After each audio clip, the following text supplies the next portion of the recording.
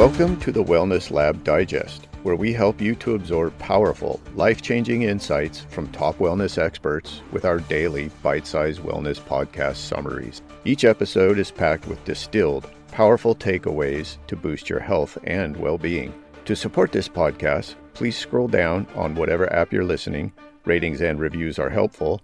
Even better, just send the show to a friend. Check out our sponsors at the bottom of the page, or simply click the Support the Show link below the episode description. The average American family wastes nearly $1,500 worth of food every year.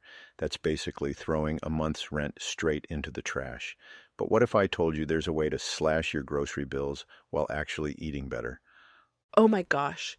Those numbers are staggering. And you know what's even more shocking? Studies show that about 40% of all food in America goes to waste. Well, I've been diving deep into this topic, and it turns out there are some pretty surprising ways to eat well on a budget. You know what's really interesting?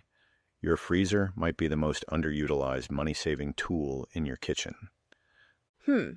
Tell me more about that. Most people think frozen foods are somehow inferior to fresh, right? That's exactly the misconception that's costing people money. Here's something that blew my mind. Frozen vegetables often have more nutrients than fresh ones. Think about it.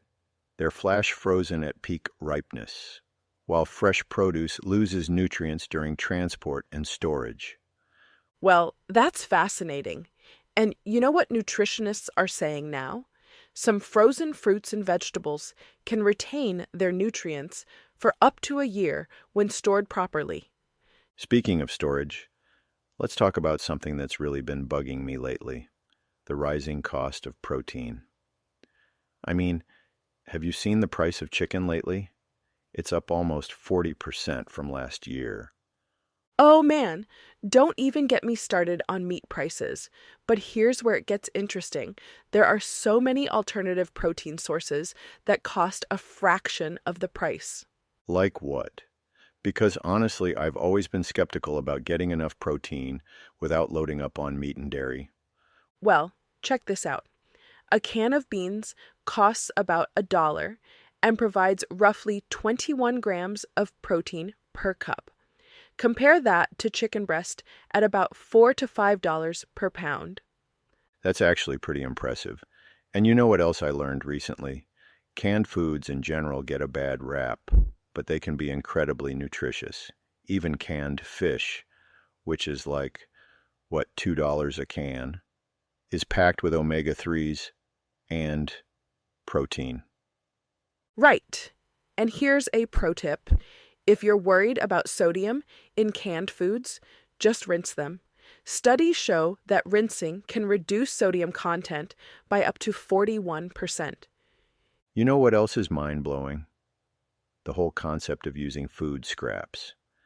I used to throw away all my vegetable ends and herb stems, but apparently that's like throwing away free food. Oh my gosh, yes. And get this. Professional chefs have been doing this forever. Those vegetable scraps can make amazing stock that would cost you $4 to $5 per quart at the store. And speaking of professional tips, meal planning. I always thought it was just for super organized people, but the numbers don't lie. Studies show that people who meal plan spend about 23% less on groceries. That's huge. And you know what else helps? Buying generic brands.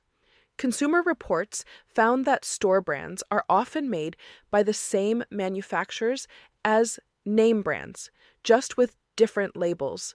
So true.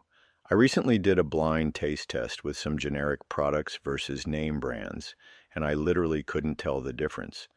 But I was paying sometimes double for the name brand. Well, here's something that might surprise you. A recent study showed that switching to store brands could save the average family about $1,500 annually. That's the same amount we were talking about with food waste. You know what this all comes down to? We've been conditioned to think that eating well has to be expensive, but that's just not true. It's more about being smart. with our choices and planning. Exactly.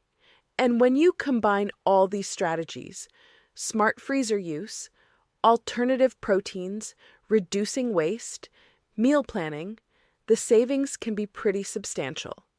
Looking ahead, I think we're going to see more people adopting these strategies, especially with food prices continuing to rise. The USDA projects food prices will increase another 3 to 4% this year. That's why it's so important to share these tips now. Every dollar saved on groceries is a dollar that can go toward other important things in life. Well, I think we've given people some solid strategies to start with. Remember, folks, your freezer is your friend. Don't fear the canned goods. And those food scraps, they're basically gold in disguise. And most importantly, eating well on a budget isn't about deprivation. It's about being smart and creative with your resources. Thank you for listening to the Wellness Lab Digest. If you have received value from the podcast, I have 3 asks of you. 1, share the show with your friends and send them a link to the show. 2, please leave a rating and review in whatever app you're listening. And last but not least, please let me know what topics you would like us to cover in the future. You can contact me by sending me a message using the Send Us a Text link below the episode description.